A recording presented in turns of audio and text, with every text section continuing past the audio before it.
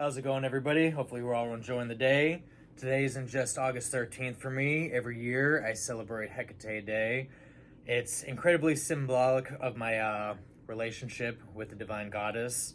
I also view this as a day of my personal growth and developing my magical skills and divination practices, if you will.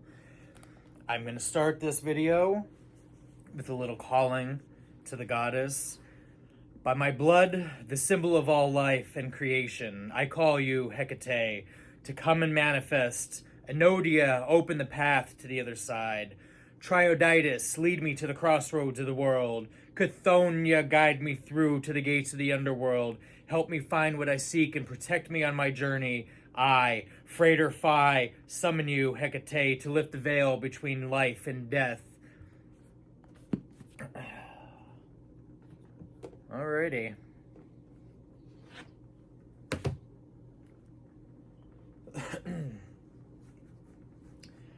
O great Hecate, the Douchos, torchbearer Persephone in the underworld, I appeal to you in my time of confusion as I am stuck. I ask that you shine your torch light on the way with happiness. O great Hecate Nodia, mistress of the ways, as I approach this crossroads in my life, I pray that you show me the right road to travel on.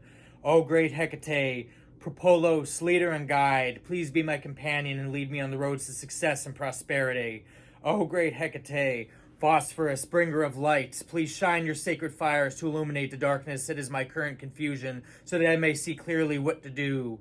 O great goddess Hecate, to you I pray, blessed be thy name, blessed be thy will.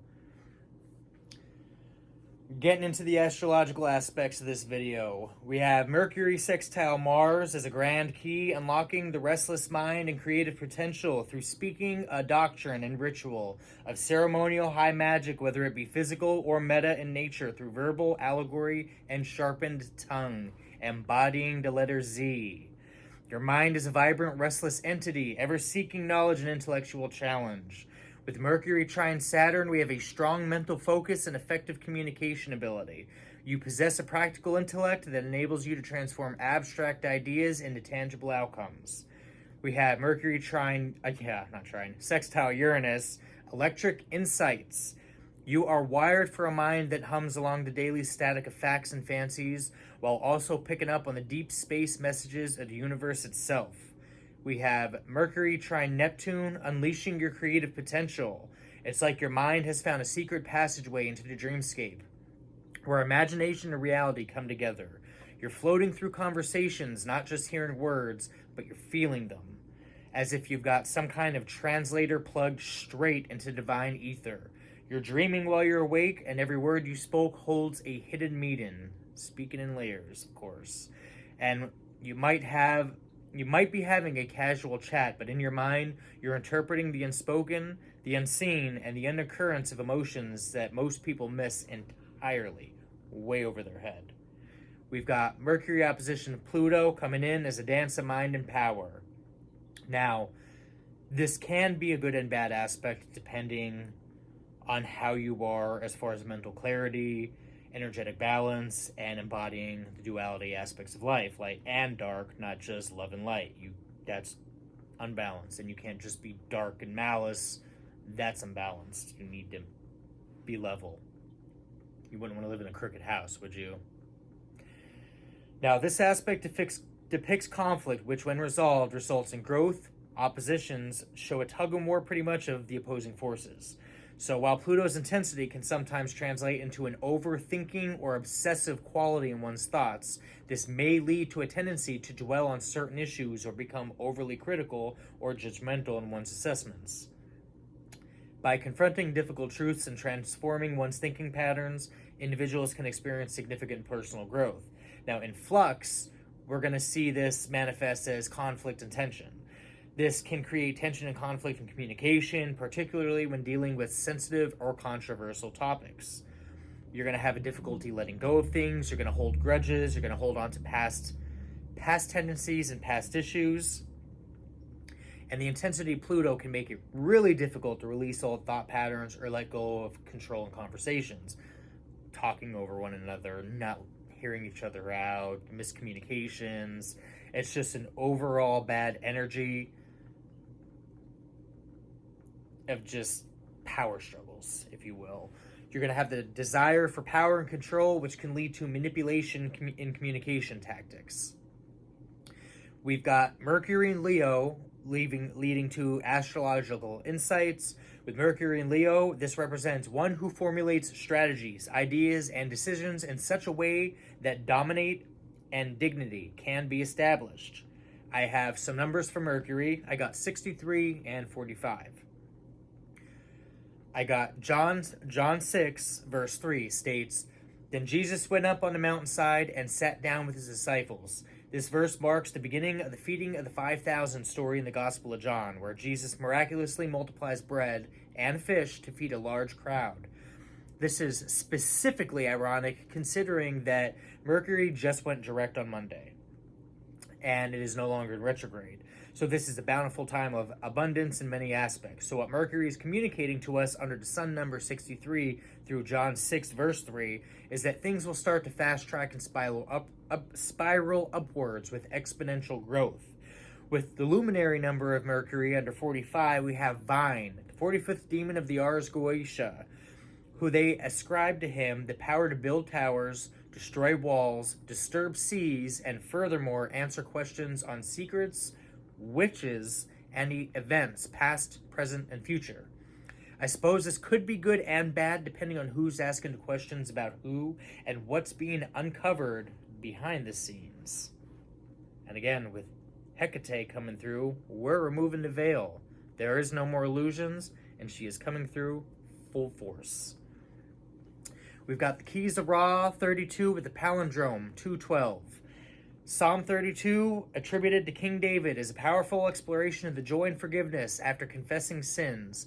It highlights the contrast between the suffering caused by unconfessed sin and the peace and restoration found in acknowledging wrongdoing and receiving God's pardon. The psalm emphasizes that genuine confession characterized by sincerity, immediacy, and humility leads to God's forgiveness and a renewed relationship with Him. With the palindrome 212, palindromes in general act as a reminder that there are opportunities as well as light in every dark place and hardship. Where there's a will, there's a way, per yesterday.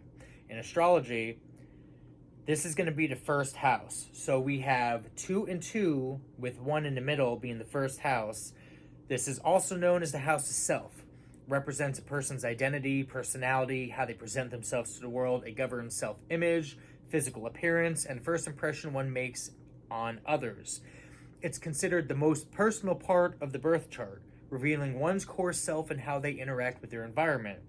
Now, with the palindromes sandwiching it with the 2s, this is representing the second house, signifying a balance of opportunities for who you are and what you are once we balance the need for the second house, in which is primarily associated with finances, possessions, personal values, homes. So it's a balancing of the light and the dark self, with the 2 and 2 representing light and dark, left and right, up and down, with 1 being who you are in the core nature, who you are as a core identity.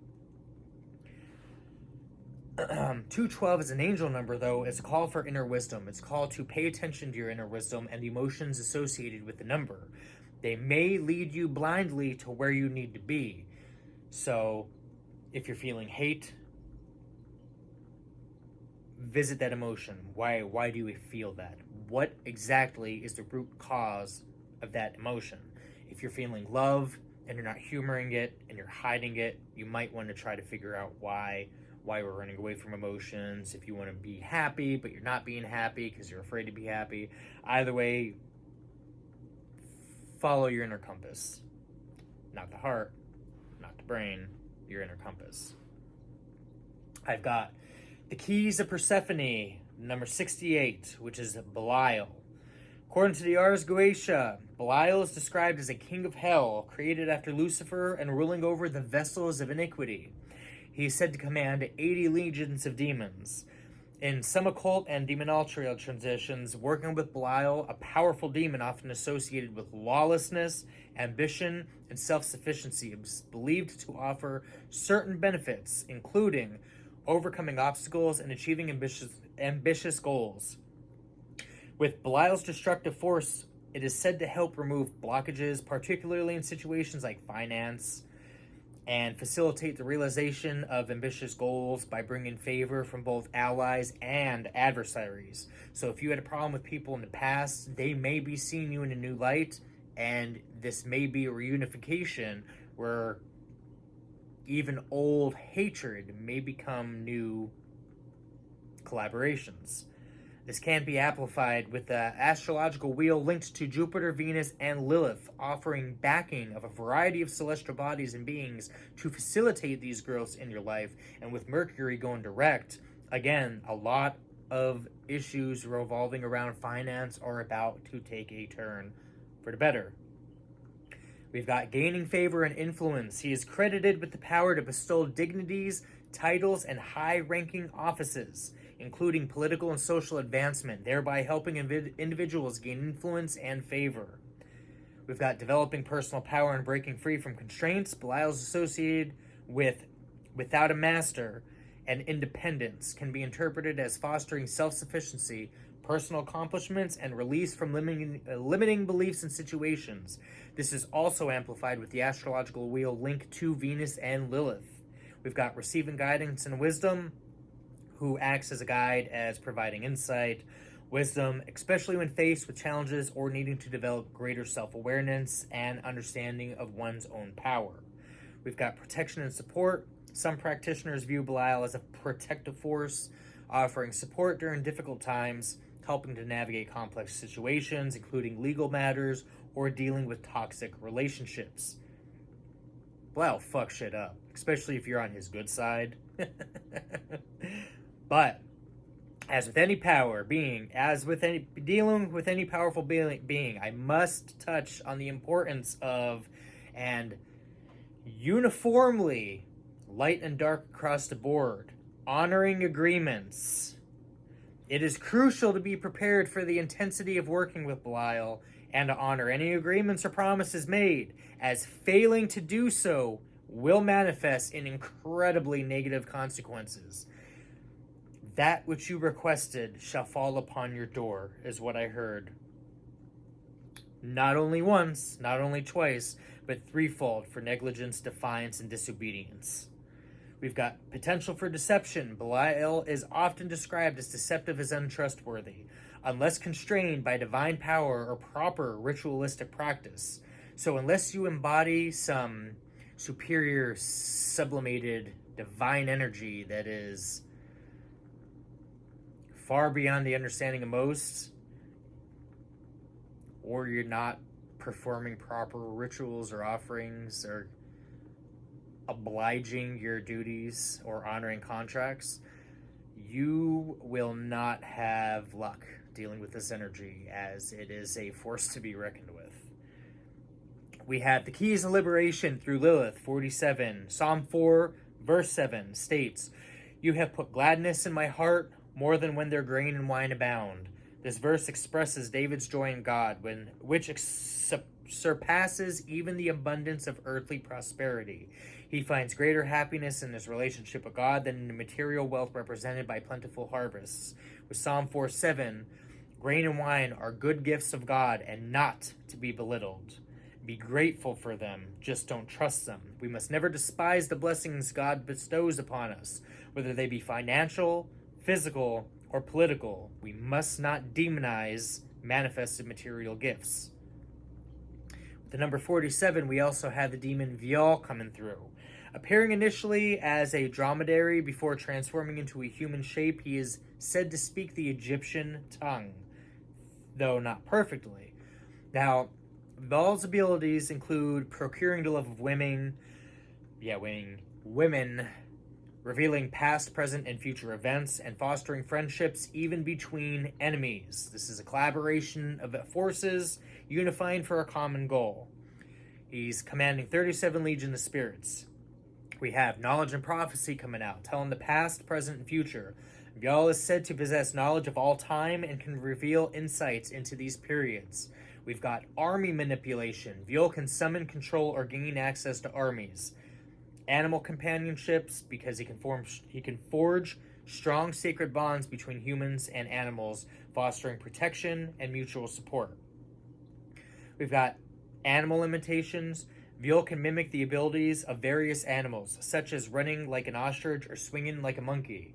Or if you're in a malice nature and misusing certain energies, Viol will manifest as a flying monkey, as you will, posing as somebody that's on your side, taking notes, and backtracking information elsewhere.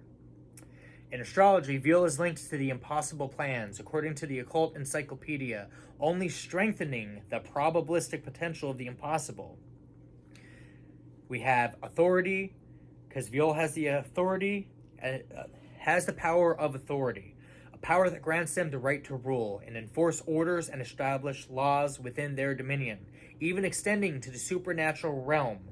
This authority bestows upon them the total control over their designated domain, including supernatural elements such as mystical forces, living entities, mythical creatures, and other worldly dimensions that shape their environment. Viol commands extraordinary capabilities associated with the obscurity of the unknown, channeling and harnessing these dark forces to their advantage. Viol is also the demon of sex magic and mind control on the darker aspect. Now, when combining Lilith and Viol, we have a duality and balance here. Working with both Lilith and Viol can be a powerful way to explore the duality of human nature, the shadow self, and desire for connection. It is important to approach this combination with caution and careful consideration, as Lilith's energy can be intense and Viol's influence can be powerful. Ultimately, the way you choose to work with Lilith and Viol will depend on your personal beliefs, intentions, spiritual path, and through the influence of Hecate on this day, this is amplified as the crone coming through with the message of destiny and fate. We've got the stellium of Hecate coming through in Aries, which enhances self-awareness. The stellium can lead to a deep understanding of one's strengths, weaknesses, and motivations, amplifying recently turned on switches or newly activated genes that have been dormant for quite some time. We have personal transformation. By confronting challenges, individuals can undergo significant personal growth and transformation. Creative expression. The combination of Neptune and Aries can also inspire creative pursuits in a unique way to express oneself. With the waning gibbous moon, this allows one to imagine new foundations and manifest them in real time into their current timeline. And I emphasize current timeline because a real practitioner understands through use of astrological beings and energies, time is a non-linear construct and factual base. It is absolutely non-linear. So while one might be in one timeline sending negative energy to you in that specific timeline, them not comprehending how to use the mathematics and scientific physical aspects of nonlinear time, space on the continuum, they're attacking you in a timeline you're not even operating on. So while you're on timeline 3, they're on timeline 2, sending you bullshit that's literally going right around you, almost orbiting you, and disappearing into space. We've got Hecate's keys of destiny and fate coming through with Saturn, the 17th spirit of Solomon, Bodis, also referred to as Otis. He is known for his ability to reveal events from the past, present, and future, as well as reconcile friends and foes. He initially appears as a viper, but can transform into a horned human figure wielding a sword. He commands 60 legions of spirits. As you can tell, there's an ongoing theme here of the three. The three aspects of Hecate, the past, present, and future, uniting friends and foes. This is all tying into a very prophetic event, if you will, that probably could have been avoided. We also have the 17th angel of the Shem HaMefarash, Lovia, also spelled Lavia or Luvia. In Kabbalistic traditions, Lovia is associated with revelations, dreams, and spiritual torment. This angel is linked to music, poetry, literacy, and philosophy. Some sources say the name means the marvelous God. For the biblical verse, this angel is associated to Psalms 8, verse 2. O Lord, our Lord, how excellent is thy name in all thy earth. And ironically, the demon that is ruled by this angel is Bodis. They all up, down, light, dark aspects. We've got Neptune 56 coming through. Psalms 5 verse 6 states, "You destroy those who speak lies. The Lord detests the bloodthirsty and deceitful man." This verse emphasizes God's hatred of wickedness and deceit and his intention to fully punish those who engage in it, probably to the fullest extent of the law. Here's a more detailed breakdown. You destroy those who speak lies. This highlights God's judgment against those who deceive and spread falsehoods. The Lord detests the bloodthirsty and deceitful man, emphasizing God's strong aversion to those who are violent and deceptive. We've got Lunar 59 coming through, Psalms 5, verse 9, stating, "For there is no faithfulness in their mouth. Their inward part is very wickedness. Their throat is an open grave. They flatter with their tongue." The verse describes the deceptive and harmful nature of the wicked, highlighting the contrast between their outward flattery and their inward corruption. Breakdown of this is, "For there is no faithfulness in their mouth," indicating that their words are not trustworthy or reliable. Their inward part is very wickedness, revealing their true nature is evil and corruption. Their throat is an open grave. It's a metaphor comparing their throat to an open grave, suggesting that their words, like a grave, lead to death and destruction.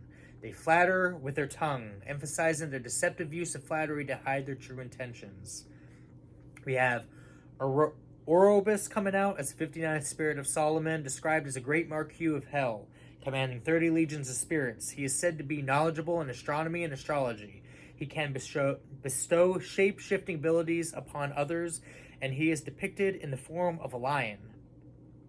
He is the demon for success in all matters. Can offer benefits related to knowledge, transformation, and power. He is known for teaching astrology, divination, and the virtues of the planets. Additionally, he can grant dignities, prelaces, and the favor of both friends and foes. Again, with the theme. Orius also possesses the ability to transform individuals into different shapes. I like to be polygonic. Orius is an expert in astrology and divination, offering insights into the celestial influences and their effects on individuals. He can also teach about the mansions of the planets and the virtues associated within them. We've also got Harahel, who is the 59th of the 72 angels of the Semham Farash. Harahel is believed to provide a variety of benefits, including intellectual abundance and access to knowledge. This angel fosters a love of learning and helps individuals excel in fields like science, business, and finance. Capacity to materialize through technology and advanced programming. Harahel is said to help individuals develop advanced intelligence in various areas, potentially including the modern technologies. We have fecundity and productivity. Harahel can be invoked for fertility and to ensure the obedience of children. Success in various fields, including business, the stock market, and anything related to gold and precious items. We have intellectual creativity and practical intelligence. He's believed to empower individuals to make their dreams come true and achieve success through their intellectual qualities. There's also help with writing, journalism, publishing, and printing. The UCM Center notes that Harahel's association with the spreading of good, beauty, and truth, and in turn, with the dissemination of information. And finally, we've got Chiron 22, the Wounded Healer Warrior. Psalm 22. It's a powerful prayer in the Bible known for its detailed description of suffering and eventual triumph, and is often interpreted as a messianic prophecy.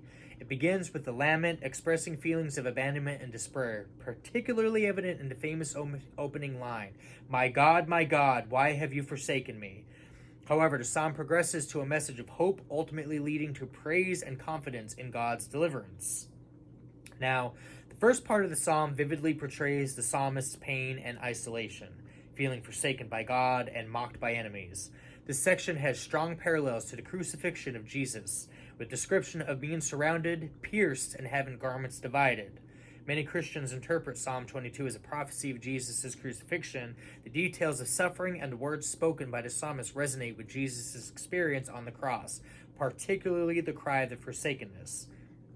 The psalm then shifts from lament to praise, expressing confidence in God's deliverance and urging others to join in worship. This highlights the ultimate victory of faith over suffering and the power of God's redemption. Through hope and faith, despite the intense suffering described, the psalm emphasizes the importance of holding on to faith in God's faithfulness and power, and encourages believers to look back on God's past acts of deliverance and to anticipate future blessings. We've got universal relevance, speaking to human experience of suffering and a longing for divine intervention.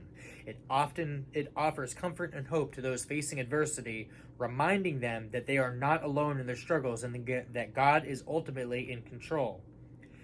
We have Liael as the 22nd angel of the Shem HaFarash, which is known as the right hand of God, with Chiron energy as the wounded warrior, with Liael coming through as the right hand of God. This is fortune, renown, diplomacy, commerce, voyages, discoveries, and maritime expeditions as a benefit. This is protecting against tempests and shipwrecks, with the dualistic power of the dark coming through as Ipis, who is known as a psychologist and inspirer demon. Now, this demon offers insight and knowledge, revealing, again, following this theme, which has been very consistent with all of the translations, revelations of past, present, and future. Ipis is said to possess the knowledge of all things past, present, and future, and can reveal them to those who are willing to work with him. And discovery of hidden treasure. He can help in discovering hidden treasures, according to some sources. We've got personal development. Ipis can help make individuals witty and bold, enhancing confidence and communication skills, intellect and eloquence, decisiveness, self-control, and guidance and self-development. We've got relationship and social skills, reconciling friendships, influencing decisions, and other abilities include divination, as Ipis is linked directly to divination, as is Hecate, suggesting potential aid in seeking guidance or understanding through various divination practices, and control over emotions and confusion. According to some accounts, Ipis can help in bringing emotions under control and sorting out confusion. That's all I have for you guys today. Hopefully you guys found it entertaining. I'll see you in the next one.